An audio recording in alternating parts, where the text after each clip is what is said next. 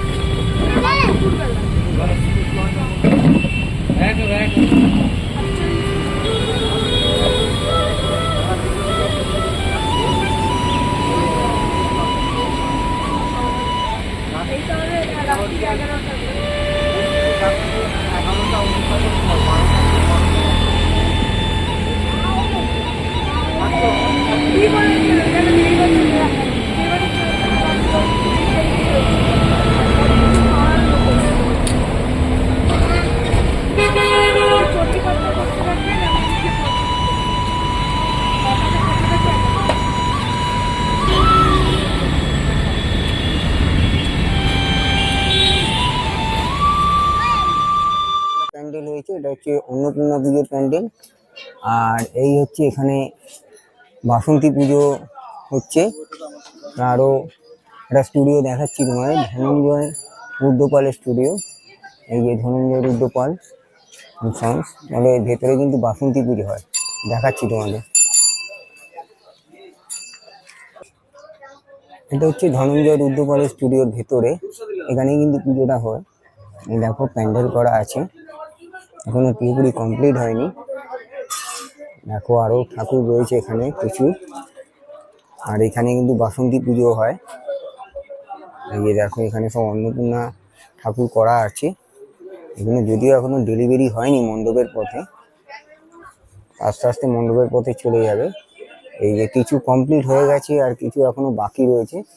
এই যে দেখো, এই মাকে দেখো কত সুন্দর লাগছে, এখন এই মুটুক করানো বাকি আছে।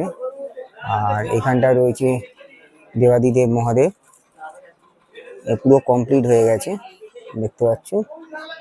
এই যে দেখো কত সুন্দর লাগছে দেখতে।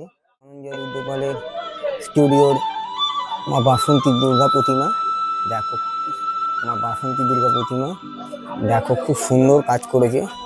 এবং ডিটেলে কাজ দুর্দান্ত লাগছে দেখতে। এখনো পুরোপুরি কমপ্লিট হয়নি, এর কিন্তু এখনো মুকুট পরানো বাকি আছে।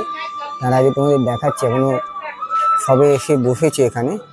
দুর্দান্ত লাগছে দেখতে। পুরোপুরি কাজ কমপ্লিট হলে কিন্তু আরো সুন্দর লাগবে দেখতে মাকে। দেখো বিউটিফুল লাগছে মাকে।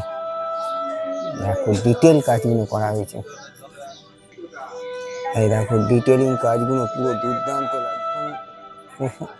এগুলো কিন্তু তৈরি হয়ে আছে এবং সেগুলো কিন্তু এখন লাগানোর অপেক্ষা।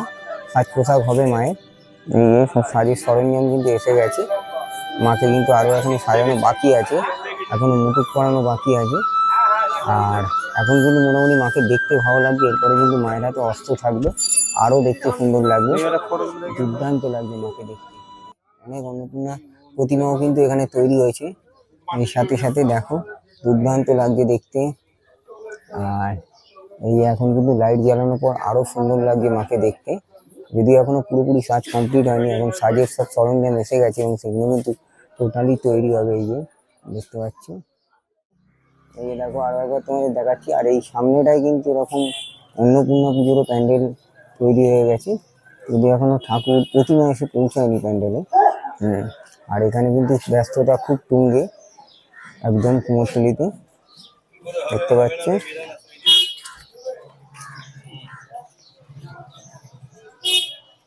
আর এই হচ্ছে সেই ধনঞ্জয় রুদ্র বললাম। যদি তোমাদের ভিডিওটা ভালো লাগে তো অন্তত লাইক শেয়ার কমেন্ট করো। আর এই বাসন্তী পুজো উপলক্ষে তোমাদের উত্তর কলকাতা এবং দক্ষিণ কলকাতা দু ধরনেরই ঠাকুর তোমাদের বাসন্তী পুজো দেখালাম, দু জায়গারই। মানে আমাদের দক্ষিণ কলকাতায় তো পুজো যেটা হয়েছে সেটাও তোমাদের দেখালাম। হাজরা পল্লী সমিতির যেটা রয়েছে হাজরা পরিবার, তাদেরও পুজো তোমাদের দেখালাম ঠাকুর। আর এখানে কিন্তু ধনঞ্জয় রুদ্রপালের স্টুডিওরও ঠাকুর তোমাদের দেখালাম এই বাসন্তী পুজো। এই বন্ধুরা আপাতত ভিডিওটা এখানেই শেষ করলাম। আবার দেখা হবে নেক্সট কোনো ভিডিও এবং নেক্সট কোনো ব্লগে। টাটা।